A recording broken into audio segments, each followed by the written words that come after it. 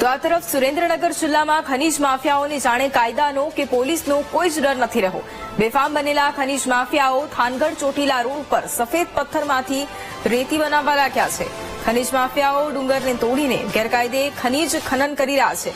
થાનગઢ, ઝરિયા મહાદેવ, અવાલિયા ઠાકર સહિતના જે વિસ્તારો છે ત્યાં 15 થી વધુ સ્થળે ગેરકાયદે ખનીજ ચોરી ધમધમી રહી છે।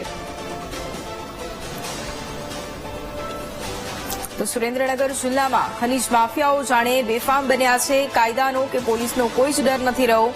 બેફામ બનેલા ખનીજ માફિયાઓ થાનગઢ ચોટીલા રોડ ઉપર સફેદ પથ્થરમાંથી રેતી બનાવવા લાગ્યા છે। ખનીજ માફિયાઓ ડુંગરને તોડીને ગેરકાયદે ખનીજ ખનન કરી રહ્યા છે।